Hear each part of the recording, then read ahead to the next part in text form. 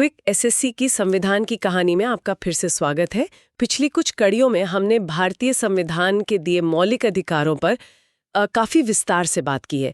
ये वो अधिकार हैं जो हर नागरिक के विकास और कह सकते हैं स्वतंत्रता के लिए बहुत जरूरी हैं। बिल्कुल। आज हम इस महत्वपूर्ण अध्याय के समापन की ओर बढ़ रहे हैं। हाँ, आज इसे पूरा करते हैं। तो आज की इस बातचीत में हम मौलिक अधिकारों की सीमाओं को समझेंगे, मतलब कहाँ ये अधिकार सीमित हो जाते हैं।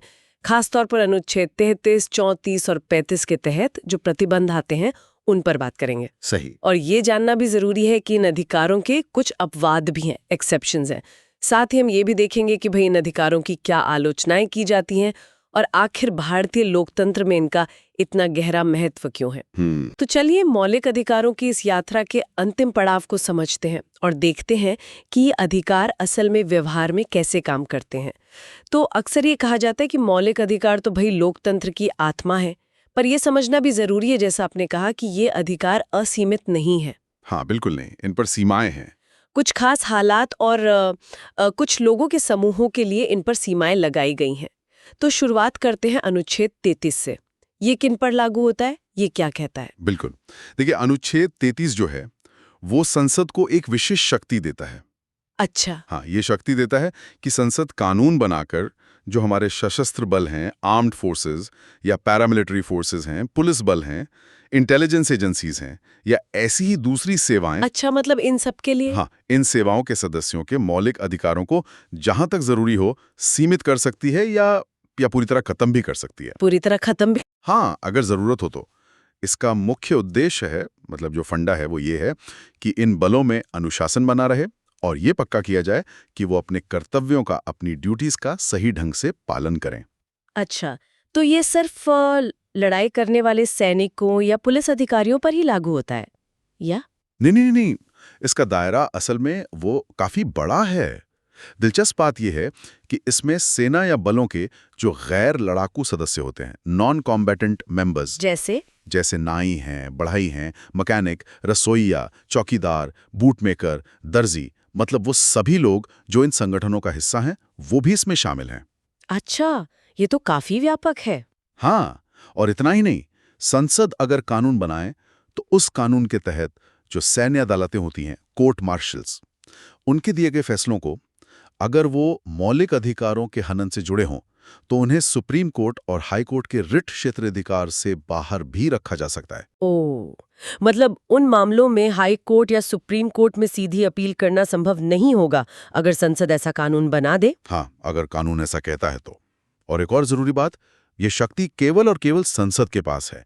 राज्यों की विधानसभाओं के पास ये शक्ति नहीं है। ये वाकई महत्वपूर्ण है। मतलब राष्ट्रीय सुरक्षा और अनुशासन के लिए व्यक्तिगत अधिकारों को कहाँ तक सीमित किया जा सकता है और ये तय करने की शक्ति सिर्फ संसद को दी गई है। चलिए, ये तो हुई इन विशिष्ट बलों की बात, लेकिन मान लीजिए देश के किसी हिस्से में कानून व्यवस्था इतनी बिगड़ जाए कि सामान्य प्रशासन काम ही ना कर पाए, मतलब मार्शल लॉ या सैन्य शासन लगाना पड़े। हाँ, ऐसी स्थिति भी आ सकती है। तब मौलिक अधिकारों का क्या होता है? शायद यहीं पर अनुच्छेद 34 की भूमिका आती है ना? आपने सही पकड़ा। अनुच्छेद 34 ऐसी ही असाधारण स्थितियों से, मतलब एक्सेप्शनल सर्कमस्टांसेस से निपटता है, जब भारत के किसी भी क्षेत्र में मार्शल लॉ यानी सैन्य शासन लागू हो। तो ये अनुच्छेद मौलिक अधिकारों पर तब प्रतिबंध लगाता है जब मार्शल लॉ चल रहा हो।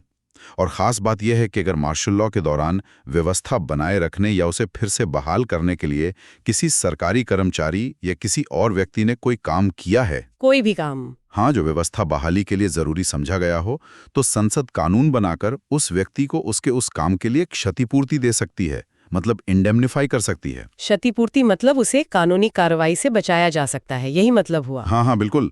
इसका मतलब है कि उस व्यक्ति पर उसके उस दौरान किए गए कामों के लिए कोई कानूनी कार्रवाई नहीं की जा सकेगी अगर संसद ऐसा कानून बना देती है। अच्छा। और यही नहीं, संसद मार्शल लॉ के तहत अगर कोई सजा दी गई है, कोई दंड आदेश दिया गया है, संपत्ति जब्त की गई है, तो उसे भी वैध ठहरा सकती है, वैलिडेट कर सकती है।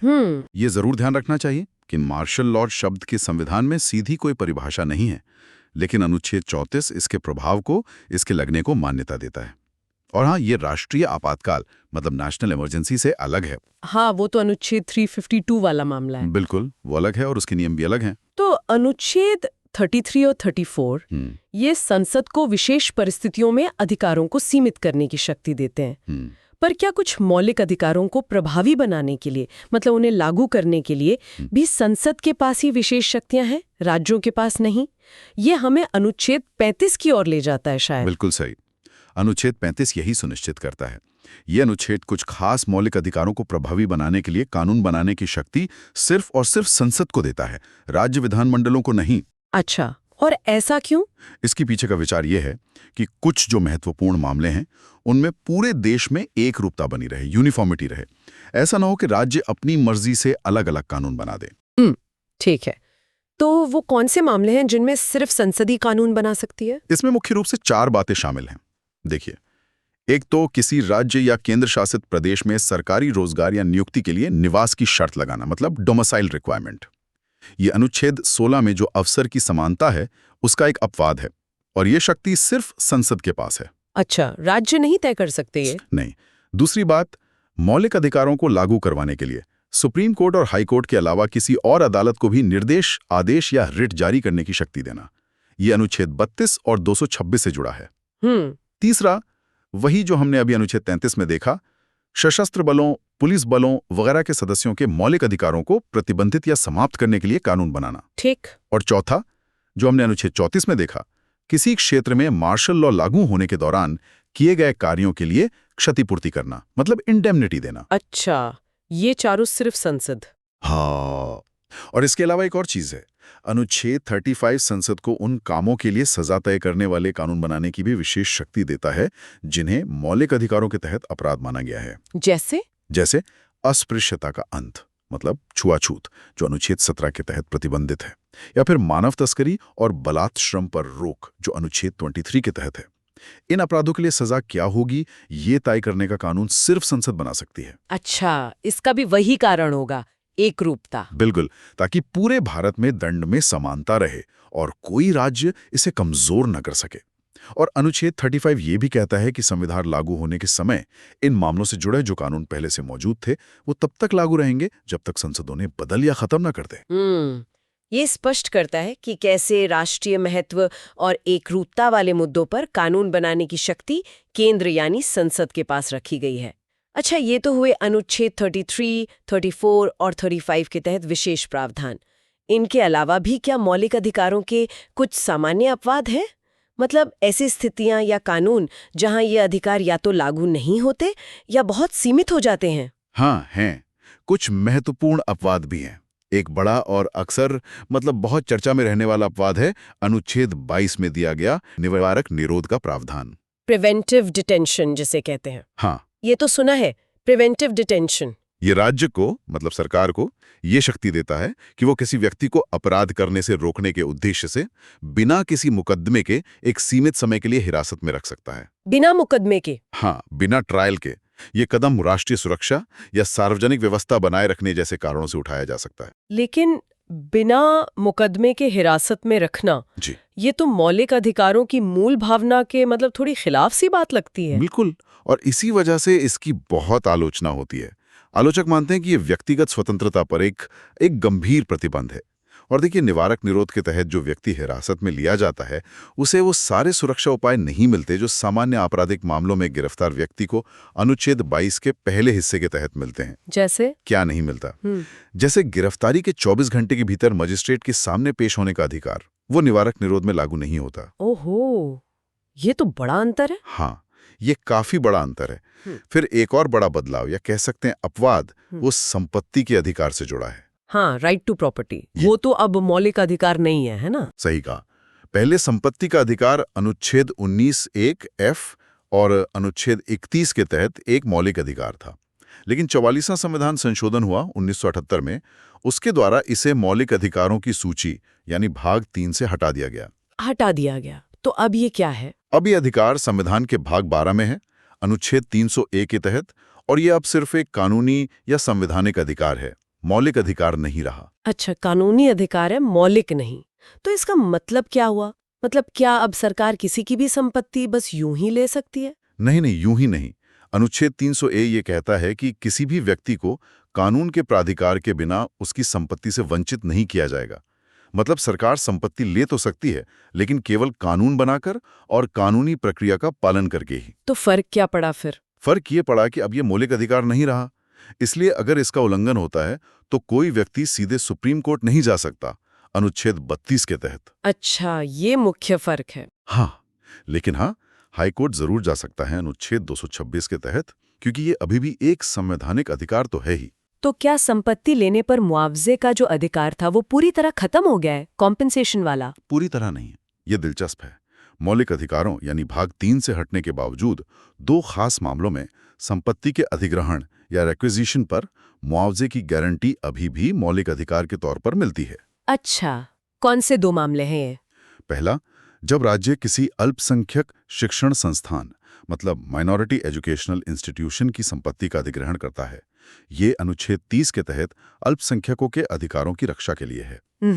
और दूसरा, जब राज्य किसी व्यक्ति की ऐसी जमीन का अधिग्रहण करता है जिस पर वो खुद खेती कर रहा हो, मतलब पर्सनल कल्टीवेशन में हो, और वो जमीन कानून द्वारा तय अधिकतम सीमा स्टैट्यूटरी सीलिंग लिमिट के भीतर हो।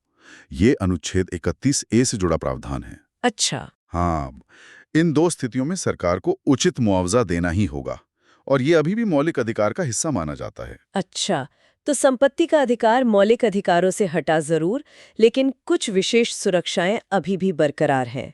चलिए, हमने सीमाएं और अपवाद समझ लिए, लेकिन जैसा हमने शुरू में कहा था कि मौलिक अधिकार हमारे संविधान की जान है, फिर भी समय समय पर इनकी आलोचना भी होती रही है।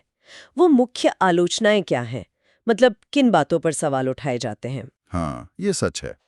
संविधान विशेषज्ञों और आलोचकों ने मौलिक अधिकारों की इस व्यवस्था पर कई सवाल उठाए हैं। कुछ प्रमुख आलोचनाओं को अगर देखें तो हाँ, बताइए। पहला समूह कह सकते हैं जो दायरे और सीमाओं से जुड़ा है। एक बड़ी आलोचना है अत्यधिक सीमाएं, एक्सेसिव लिमिटेशंस। मतलब बहुत ज्यादा रोक टोक? हाँ, कि इन अधिकारों के साथ इतने सारे अपवाद जुड़े हैं, प्रतिबंध हैं, शर्तें हैं, स्पष्टीकरण हैं कि ये अधिकार उतने पूर्ण नहीं लगते जितने होने चाहिए थे।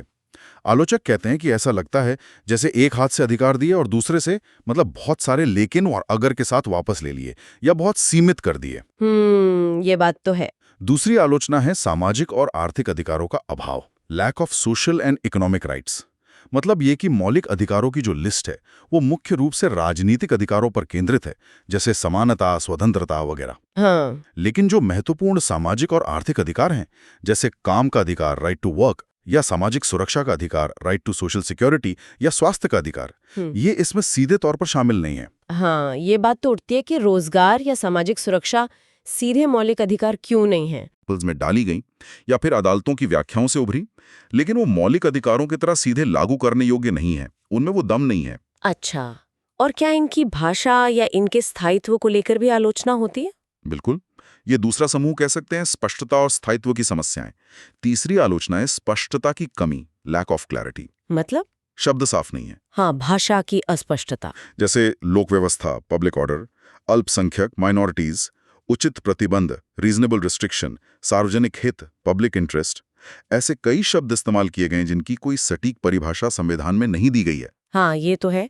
इनका मतलब तो व्याख्या पर निर्भर करता है। बिल्कुल, इनकी व्याख्या अदालतें करती हैं, जिससे बहुत मुकदमेबाजी होती है और एक अनिश्चितता बनी रहती है कि भाई इसका असली मतलब क्या है। चौथी आलोचना है स्थायित्व का अभाव, नो परमानेंस। मतलब ये अधिकार स्थायी नहीं है। संसद संविधान में संशोधन करके इनमें कटौती कर सकती है या इन्हें समाप्त भी कर सकती है, जैसे संपत्ति के अधिकार के साथ हुआ। बिल्कुल, वो सबसे बड़ा उदाहरण है। हालांकि ये याद रखना जरूरी है कि केशवानंद भारती मामले के बाद सुप्रीम कोर्ट ने मूल ढांचे का सिद्धांत दिया है, बेसिक स्ट्रक्चर डॉक्ट्रिन। हाँ, जिसके अनुसार संसद संविधान के मूल ढांचे को नष्ट नहीं कर सकती और मौलिक अधिकार इसका हिस्सा माने जाते हैं। फिर भी इनमें बदलाव तो संभव है ही। फिर तीसरा समूह देखिए, व्यवहारिक कार्यान्वयन और कुछ विवादास्पद प्रावधान। पांचवी आलोचना है आपातकाल में निलंबन, सस्पेंशन ड्यूरिंग इमरजेंसी। हाँ, ये तो बड़ा मुद्दा है। राष्ट्रीय आपातकाल के दौरान अनुच्छेद 20 और 21 को छोड़कर जीने का अधिकार और अपराधों के लिए दोष सिद्धि वाला। हाँ, इन दो को छोड़कर बाकी मौलिक अधिकार निलंबित किए जा सकते हैं। आलोचक मानते हैं कि ये लोकतंत्र के लिए खतरनाक हो सकता है, ये राज्य को बहुत ज्यादा शक्तियां दे सकता है। सही बात है। छठी आलोचना थोड़ी व्यवहारिक है, महंगा उपचार, एक्सपेंसिव रेमेडी। मतलब अधिकारों की रक्षा के लिए न्यायपालिका का दरवाजा खटखटाना, वो आम आदमी के लिए बहुत महंगा और समय लेने वाला हो सकता है। वकील की फीस, कोर्ट के चक्कर। हाँ, ये तो जमीनी हकीकत है।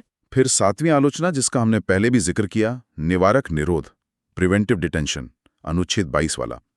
इसे मौलिक अधिकारों की मूल भावना के ही विपरीत माना जाता है। कई आलोचक कहते हैं कि दुनिया के किसी भी बड़े लोकतांत्रिक देश के संविधान में शांति के समय में निवारक निरोध को इस तरह स्थायी जगह नहीं दी गई है जैसे भारत में। और 8वीं आलोचना थोड़ी दार्शनिक किस्म की है। सुसंगत दर्शन का अभाव, नो कंसिस्टेंट फिलॉसफी। कुछ आलोचक मानते हैं कि इन अधिकारों के पीछे कोई एक सुसंगत और स्पष्ट राजनीतिक दर्शन नहीं है। ऐसा लगता है कि इन्हें अलग अलग देशों के संविधानों से लेकर बस एक जगह रख दिया गया है। अच्छा, एक तरह का मिश्रण। हाँ, एक तरह से। तो ये कुछ मुख्य आलोचनाएं हैं। ये आलोचनाएं वाकई सोचने पर मजबूर करती हैं, खासकर निवारक निरोध और आपातकाल में निलंबन वाले मुद्दे। लेकिन इन तमाम आलोचनाओं और सीमाओं के बावजूद ये तो मानना ही पड़ेगा कि मौलिक अधिकार भारतीय संविधान और हमारे लोकतंत्र की रीढ़ है।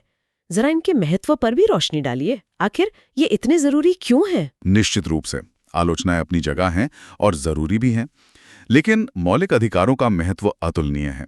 ये भारतीय राजव्यवस्था के आधार स्तंभ हैं, इसमें कोई शक नहीं। इनके महत्व को कुछ मुख्य बिंदु में समझ सकते हैं। पहला, ये लोकतंत्र और कानून के शासन की नींव हैं, foundation of democracy and rule of law.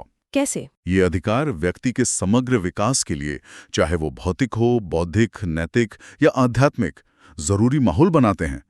ये सिर्फ अधिकार नहीं है, बल्कि एक लोकतांत्रिक व्यवस्था की बुनियाद है। ये कार्यपालिका की तानाशाही और विधायिका के मनमाने कानूनों पर रोक लगाते हैं। संक्षेप में कहें तो ये कानून के शासन की स्थापना करते हैं। कानून का शासन यानी कोई भी कानून से ऊपर नहीं है, सरकार भी नहीं। बिल्कुल, यही इसका मूल भाव है कि देश व्यक्तियों की मनमर्जी से नहीं चलेगा, बल्कि स्थापित कानूनों और प्रक्रियाओं से चलेगा। ठीक है। और दूसरा, स्वतंत्रता, समानता और गरिमा का संरक्षण। ये अधिकार देश में एक उदार लोकतंत्र, लिबरल डेमोक्रेसी की स्थापना करते हैं। ये राजनीतिक, प्रशासनिक और सामाजिक जीवन में समानता का आधार बनते हैं, व्यक्ति की गरिमा सुनिश्चित करते हैं और व्यापक सार्वजनिक हित और राष्ट्रीय एकता को बढ़ावा देते हैं। तीसरा, समावेश और धर्मनिरपेक्षता। यह अधिकार अल्पसंख्यकों और समाज के जो कमजोर वर्ग हैं, उन्हें सुरक्षा का एहसास दिलाते हैं, उन्हें बहुसंख्यकों के अत्याचार से बचाते हैं। हाँ, ये बहुत जरूरी है। और साथ ही अनुच्छेद 25 से 28 तक जो धार्मिक स्वतंत्रता के अधिकार दिए गए हैं, वो भारत के धर्मनिरपेक्ष स्वरूप को मजबूत करते हैं, जो हमारे जैसे विविधतापूर्ण समाज के लिए तो बेहद अहम है। बिल्कुल। चौथा, न्याय तक पहुंच और जवाबदेही, अकाउंटेबिलिटी। यह अधिकार सिर्फ कागज पर लिखे शब्द नहीं है, इन्हें लागू करवाने का तंत्र भी दिया गया है।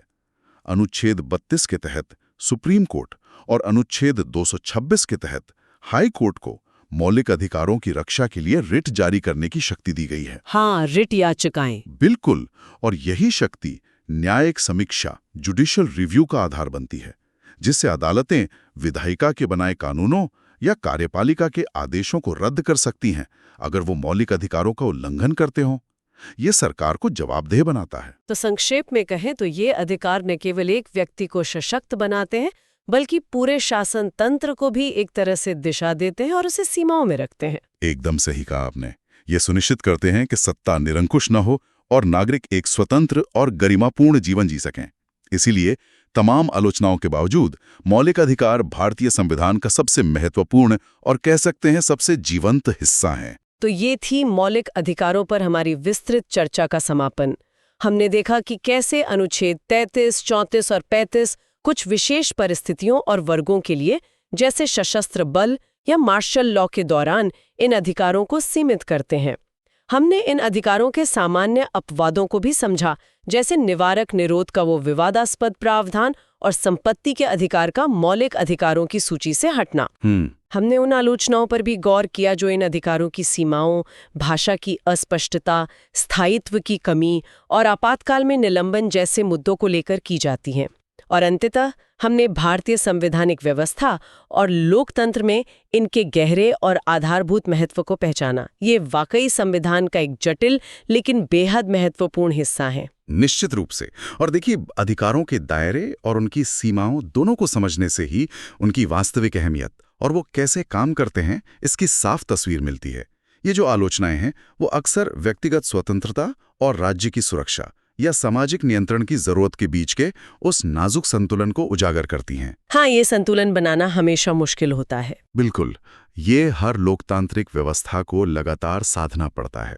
तो इन अधिकारों का मूल्यांकन करते समय उनकी सीमाओं और उनके महत्व दोनों पहलुओं पर विचार करना जरूरी है।